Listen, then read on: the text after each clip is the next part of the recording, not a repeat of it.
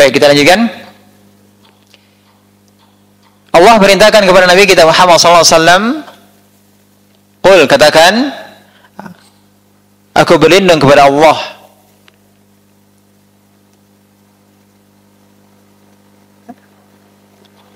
yang mencipta dan memelihara manusia, rajanya manusia, sesembahan manusia, artinya Tuhan yang berhak untuk disembah, ilahin nas. Permohonan perlindungan dari apa? Dari godaan syaitan. Dari godaan syaitan yang merupakan sumber segala keburukan. Maka kemudian Allah SWT berfirman, min syarril waswasil khannas.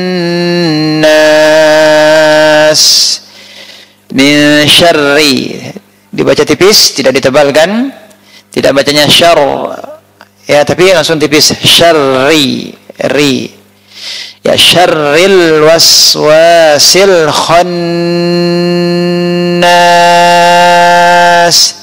min, dari syarri, kejahatan atau keburukan, al-waswas, al-khannas. Jadi al-waswas, al-khannas artinya adalah, maksudnya adalah syaitan. Ya, al-waswas, al-khannas ini maksudnya adalah syaitan.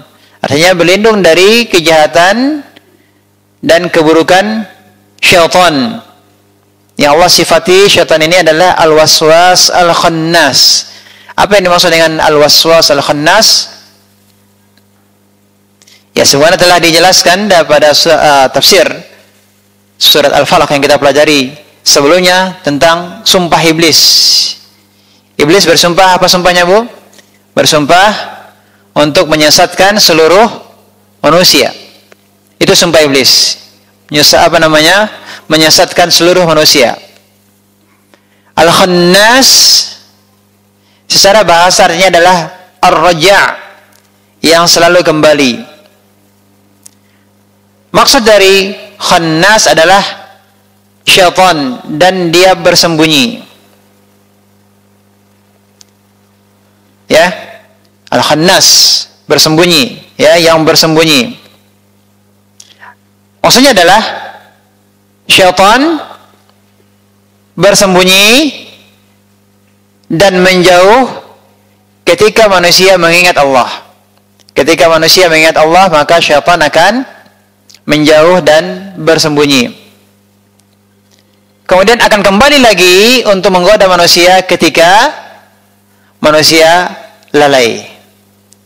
Jadi ketika manusia mengingat Allah, ketika manusia berzikir, maka syaitan akan menjauh dan bersembunyi. Ketika dia melihat manusia tersebut lalai, maka dia akan kembali datang untuk menggodanya. Makanya dikatakan Al-Khannas, dia menjauh dan bersembunyi, ya, sambil mengintai, melihat ketika manusia lengah, maka dia pun datang untuk membisikkan kepada keburukan. Makanya dikatakan dengan al-waswas.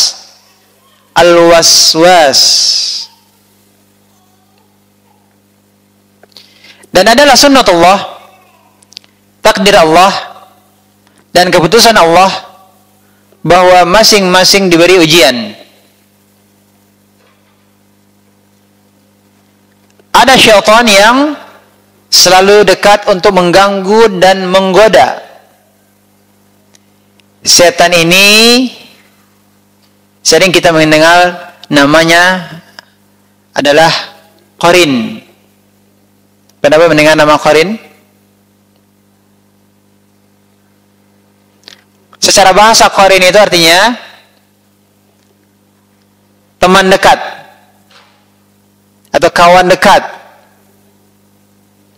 Itu secara bahasa makna dari qarin. Tapi yang kami maksudkan adalah berkaitan dengan pembahasan ini,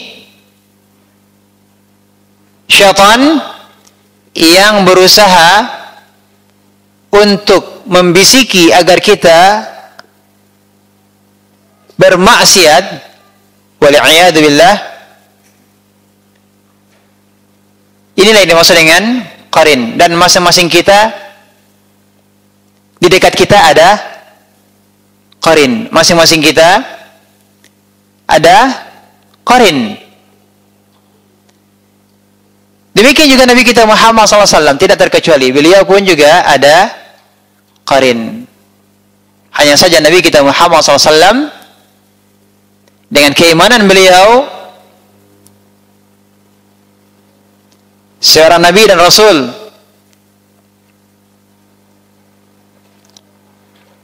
sehingga qarin Nabi SAW tidak dapat menguasai beliau.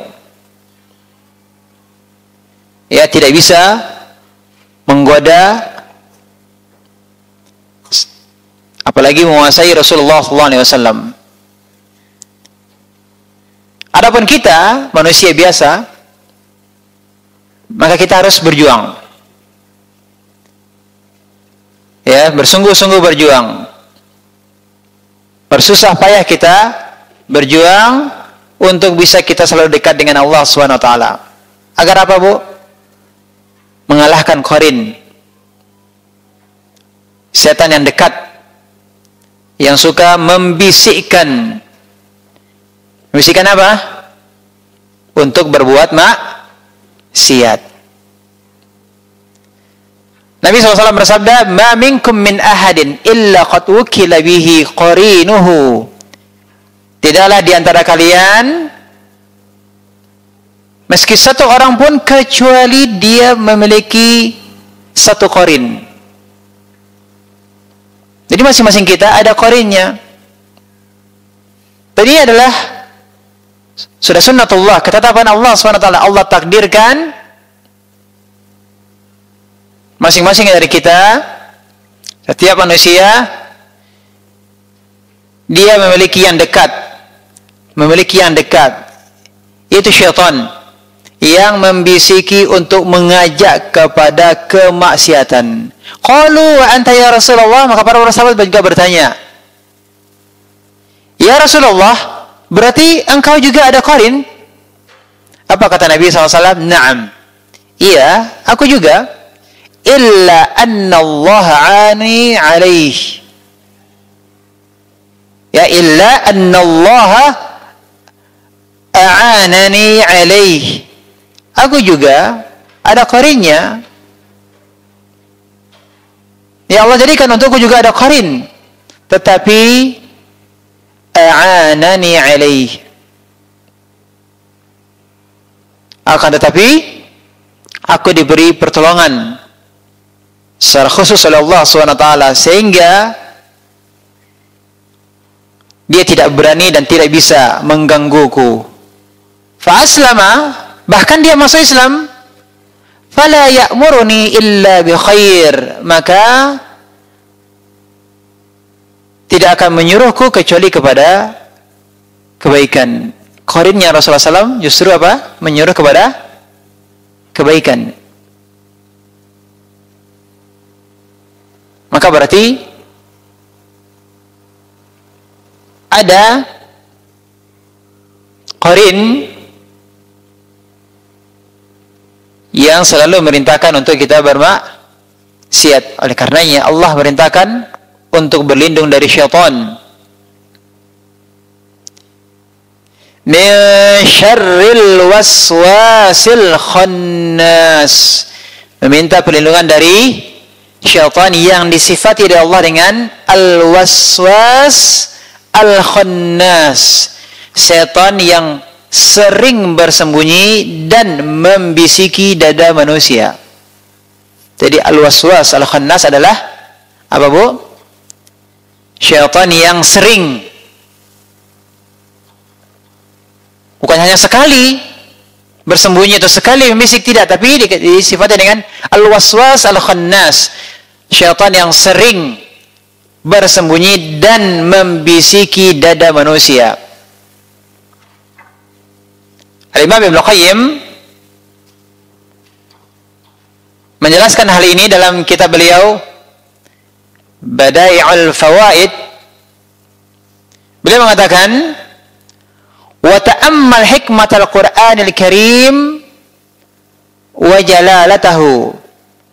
Perhatikanlah hikmah Al-Quran Al-Karim dan keagungannya. Lihatlah bagaimana Al-Quran menyebutkan meminta perlindungan dari syaitan yang disifati dengan al-waswasil khannas. Syaitan yang sering bersembunyi dan membisiki dada manusia. Kemudian kata beliau, kita perhatikan di sini, kita garis bawahi, dan Al-Quran tidak menyatakan meminta perlindungan dari waswas atau bisikan syaitan.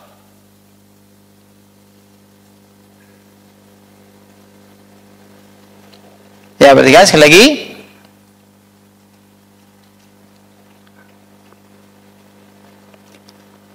Bahwasanya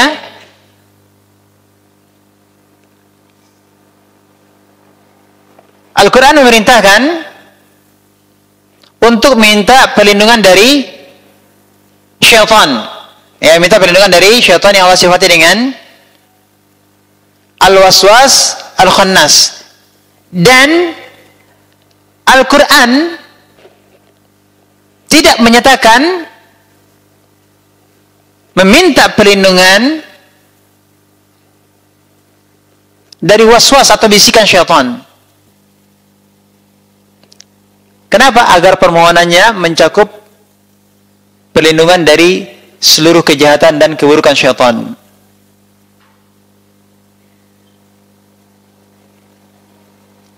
Jadi di sini kita perhatikan ayat yang Allah perintahkan adalah berlindung dari al-waswas al-khannas.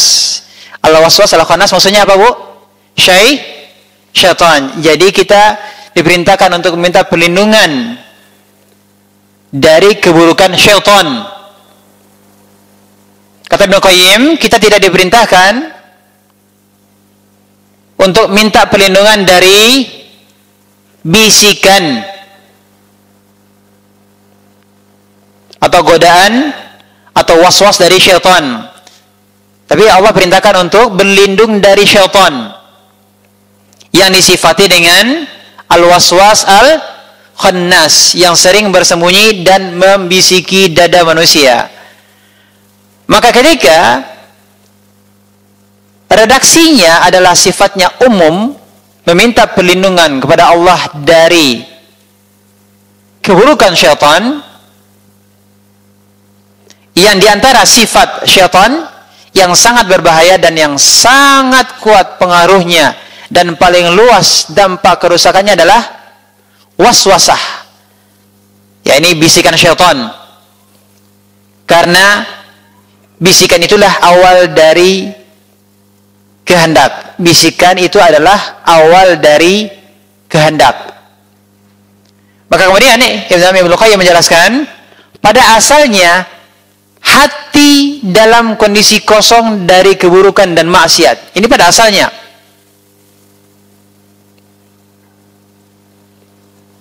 Ya, hati itu kosong dari keburukan dan maksiat. Lalu syaitan membisikkan hati. Kemudian terbetiklah maksiat dalam benaknya. Jadi setelah syaitan membisikkan, maka yang terjadi kemudian apa? Muncul maksiat dalam pikirannya, terbetik dalam hatinya. Lalu syaitan pun menggambarkan maksiat itu pada hati tersebut dan membangkitkan angan-angan kosong.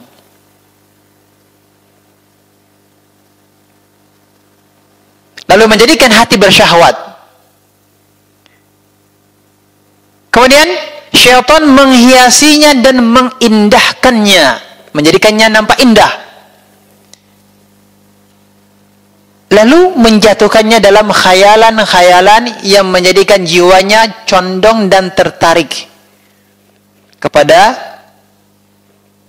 maksiat tersebut. Maka barulah kemudian apa, Bu? timbullah yang namanya iradah, keinginan untuk bermaksiat. Awal mulanya dari apa?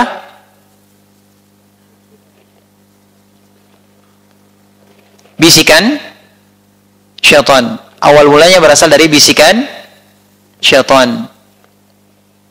Berproses sampailah timbul iradah, keinginan untuk bermaksiat.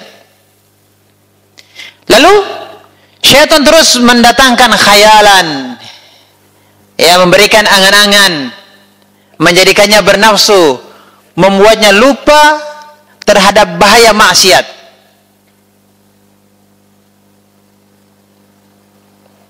Dan syaitan menutupi akibat buruk maksiat.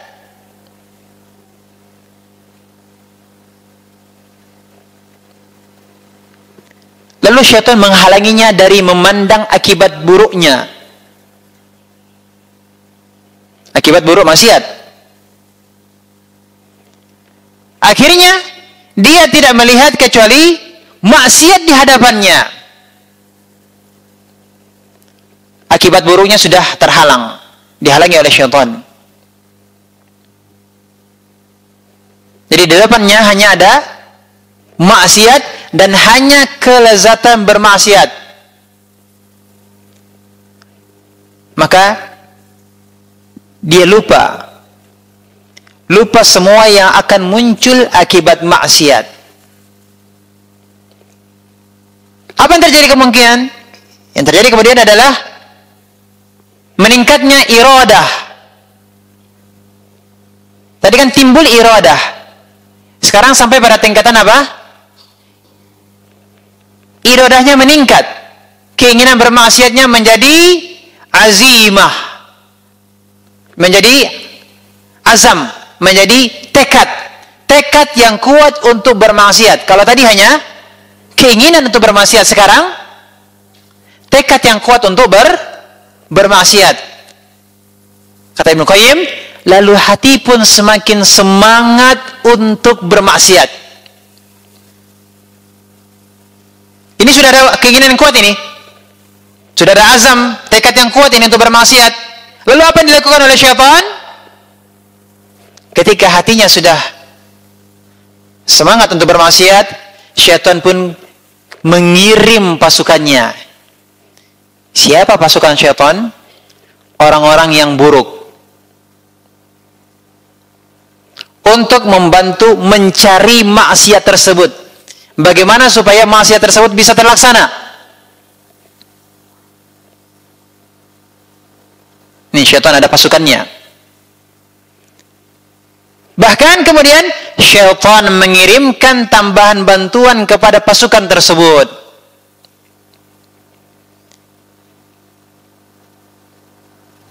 Adapun jika pasukan tersebut bermalas-malasan, maka syaitan akan memotivasi mereka.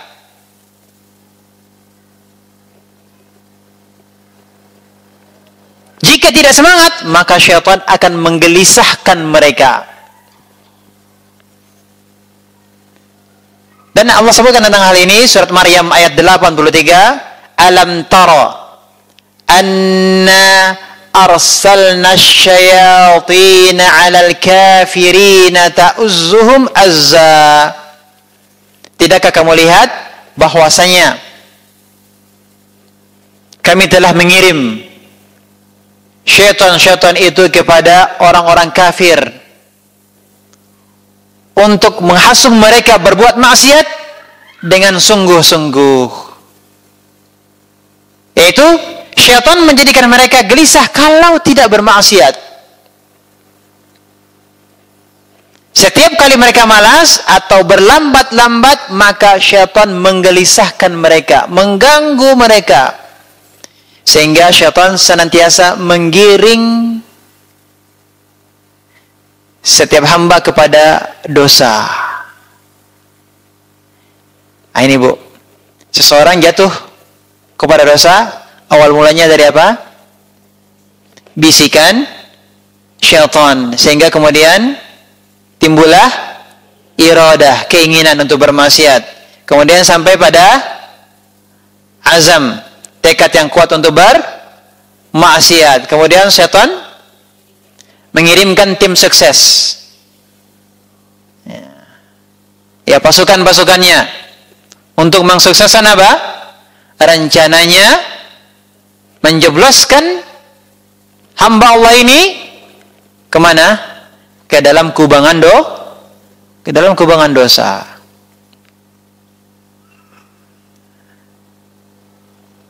Nah, ini buruknya bisikan, ya, bisikan syaitan. Maka kita diperintahkan untuk berlindung. Ya, kita berlindung supaya tidak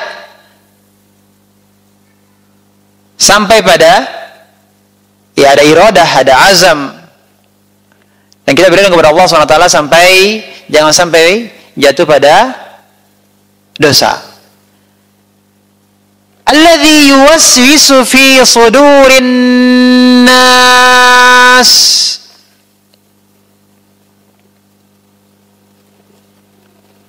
Syaitan yang disifati dengan tadi al-waswas al-khannas, alladzi yang yuwaswisu membisikkan fi sudurin nas ke dalam dada-dada manusia. Membisikkan apa, Bu? Membisikkan kejahatan untuk berbuat maksiat. Di antara anak buah iblis adalah syaitan.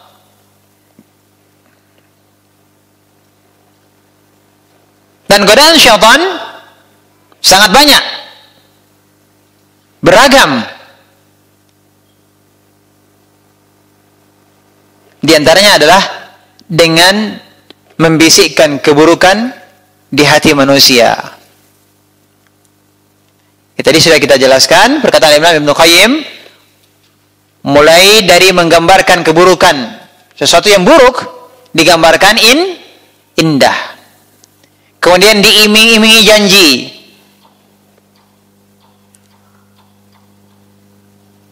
Ya, diiming-imingi janji-janji palsu kalau mau melakukan keburukan.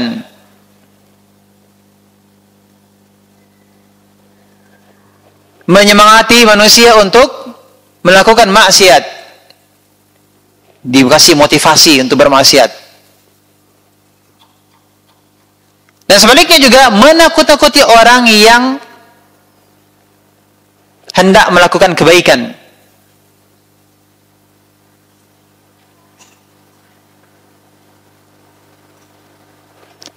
Dan justru menggambarkan kebaikan digambarkan dengan keburukan. Ya. Akhirnya manusia tidak bersemangat, ya, untuk melakukan kebaikan. Dan menunda-nunda kebaikan dan yang lainnya. Dan seperti inilah selalu kerjaan syaitan, ya. Dan seperti inilah selalu kerjaan syaitan, menggambarkan sesuatu yang buruk menjadi indah, memberikan janji-janji palsu,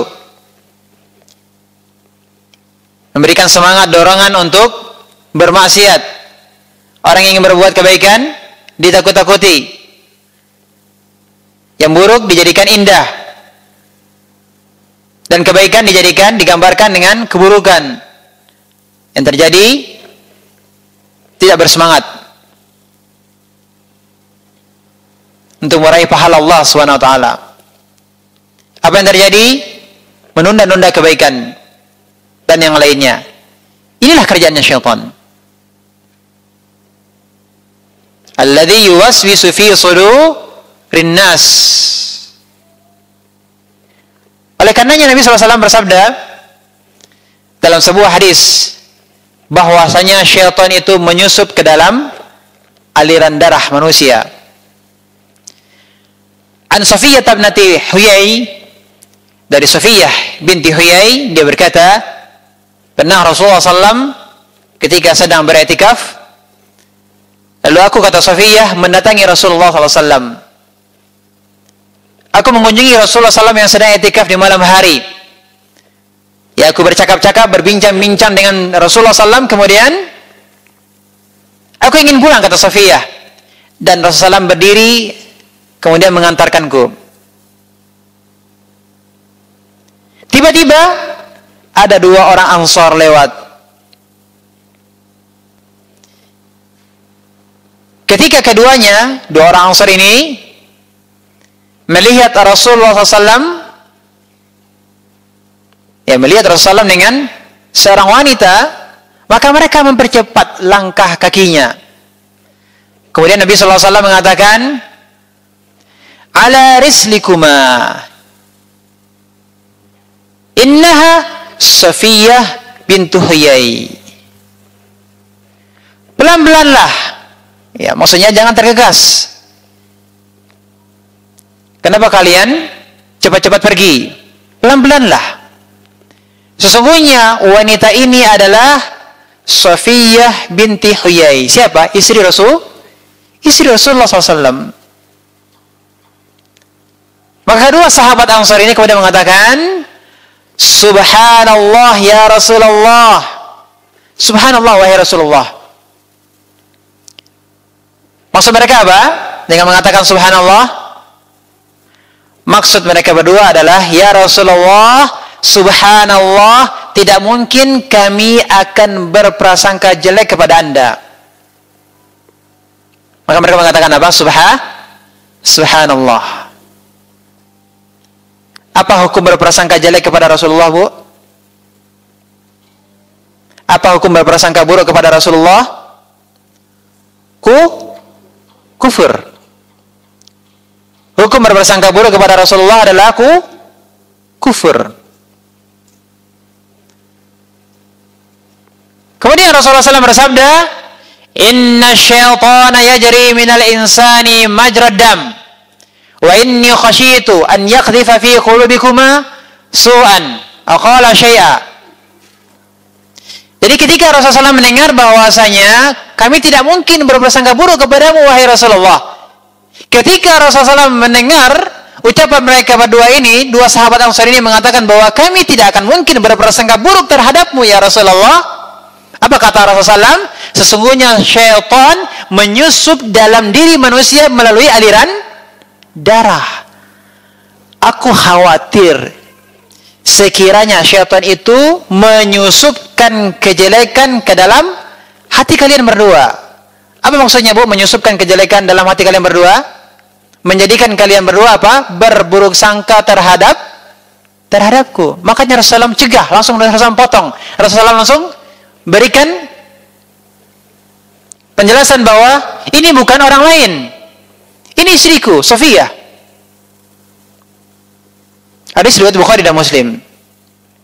Oleh karenanya, Bu, kalau Ibu melihat sesuatu yang kemungkinan besar bisa jadi menurut Ibu ini jangan-jangan orang ini salah paham nih, jangan-jangan orang ini akan berburuk sangka nih, langsung Ibu sampaikan, jangan salah paham ya, jangan buruk sangka ya, yang sedang saya kerjakan adalah begini dan begini. Langsung Ibu sampaikan. Mungkin sepertinya mereka berdua ini nampaknya biasa-biasa saja gitu ya, biasa-biasa saja. Tapi kita tidak tahu, bisa jadi setelah ini dia pulang, dia mungkin menceritakan kepada orang lain dugaannya. Buruk sangkanya tadi mungkin akan diceritakan kepada orang lain. Padahal sebenarnya bukan seperti itu yang sedang terjadi. Bisa dipahami, Bu? Jadi ketika kita melihat sesuatu kemungkinan ada orang yang sepertinya dia akan salah sangka, maka langsung kita jelaskan, kita berikan keterangan. Jangan sampai orang lain nanti berburuk sangka.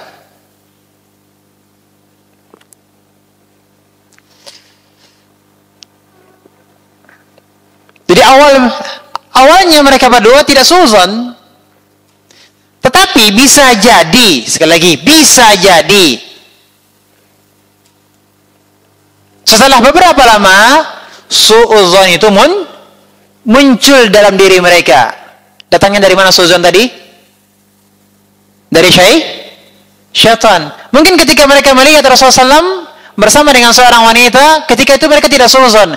Namun beberapa saat, mungkin beberapa langkah, beberapa menit kemudian, syaitan datang membisikkan, menurut kalian siapa tadi? Rasulullah bersama siapa?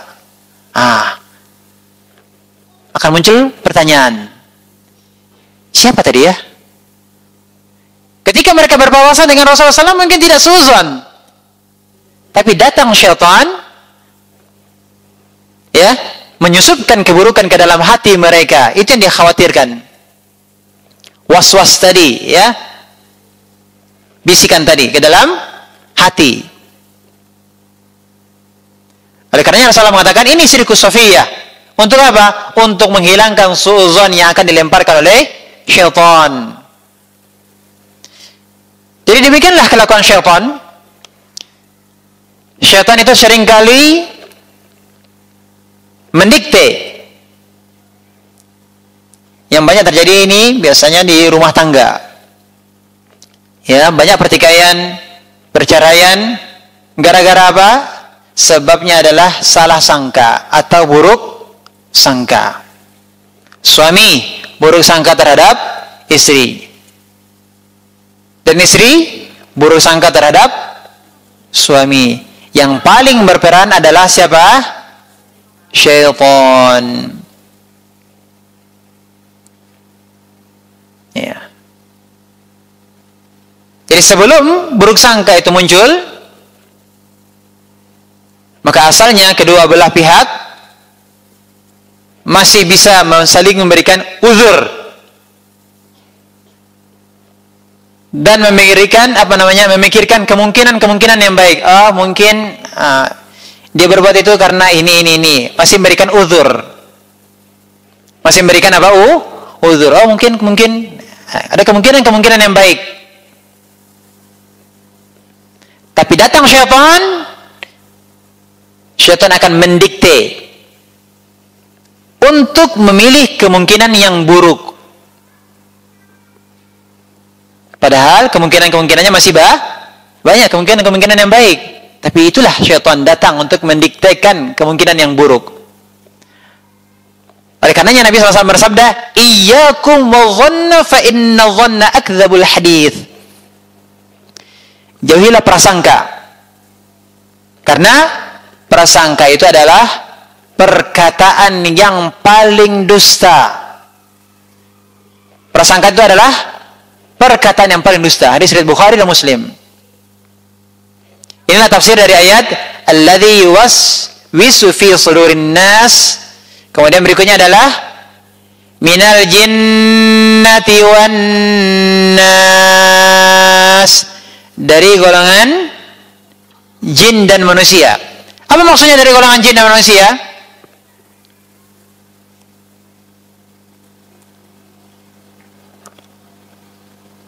Yang ini membisikkan atau para pembisik itu, para penggoda tersebut, sebagaimana yang terdapat pada ayat yang keempat. Ayat yang keempat siapa? Min syarril waswasil khannas.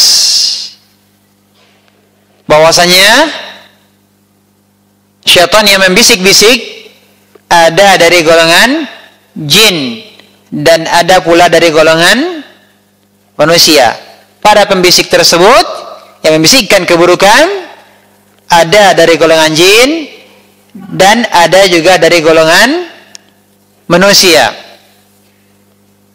Ya, tidak hanya dari golongan jin saja, tapi juga ada pembisik dari golongan manusia. Ya, kalau manusia berbicara langsung, sedangkan jin masuk ke dalam dada. Ya, dan ini lebih sering tidak disadari. Sebenarnya disebutkan dalam ayat yang lain dalam surah Al-An'am ayat 112, "Wa kadzalika ja'alna likulli nabiyyin aduwwa syayatinal insi wal jin." Dan demikianlah kami jadikan bagi tiap-tiap nabi itu musuh. Siapa musuhnya? Syaitan dari jenis manusia dan jenis jin. Yuhi ba'duhum ila ba'din zukhrufal qawli ghurura. Sebagian mereka membisikkan kepada sebagian yang lain perkataan-perkataan yang indah-indah. Apa tujuannya? Untuk menipu.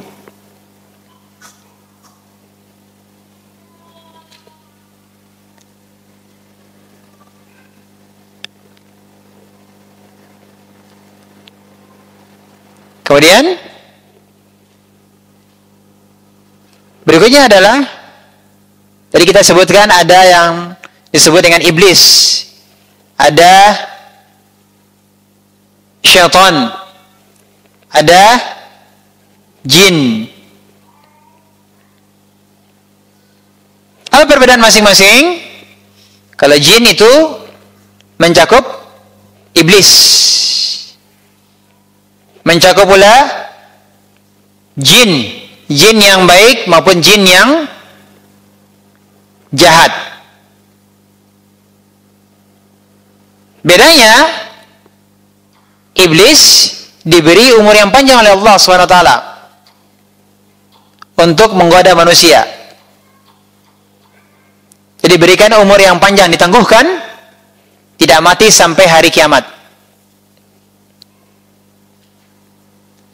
Beda halnya dengan jin-jin yang lainnya.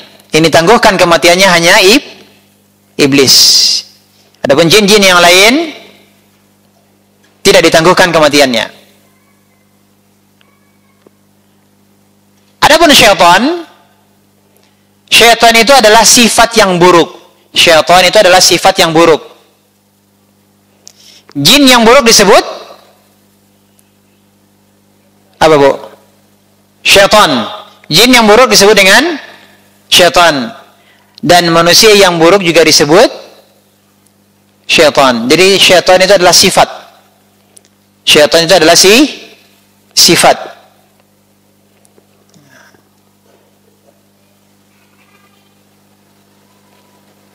Jin yang buruk dikatakan syaitan. Manusia yang buruk juga dikatakan syaitan. Jadi membisikkan kepada kejahatan itu baik dari jin maupun juga dari manusia. Maka kita berlindung kepada Allah SWT dari bisikan-bisikan tersebut. Kita berlindung kepada Allah SWT dari bisikan-bisikan tersebut. Bagaimana caranya, Bu? Caranya adalah dengan senantiasa mengingat Allah Tabaraka Ta'ala. Senantiasa berzikir. Kita berlindung kepada Allah SWT. Keluar rumah kita baca zikir. Sudah baca zikir, Bu? Ya. Kita bergantung kepada Allah SWT. Memohon perlindungan hanya kepada Allah SWT. Maka kita membaca bismillah, tawakkaltu 'ala Allah, la haula wa la quwwata illa billah. Ya, kita baca zikir. Inilah yang dengannya Allah SWT akan melindungi kita dari bisikan-bisikan yang buruk. Ya.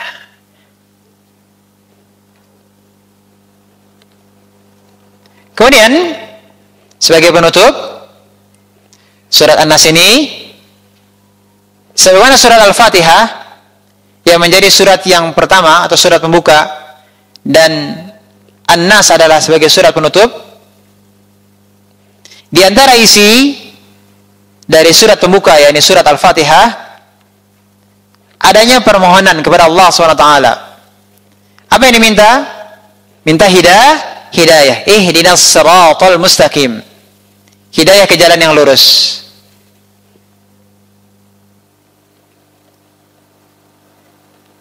Dan juga memohon pertolongan kepada Allah SWT. Iyyaka na'budu wa iyyaka nasta'in. Dan surat An-Nas sebagai penutup surat yang terakhir, pada surat ini juga, surat An-Nas, terdapat permohonan. Semuanya telah kita pelajari dalam surah An-Nas. Allah SWT menganjurkan manusia untuk memohon perlindungan kepadanya dari segala kejahatan.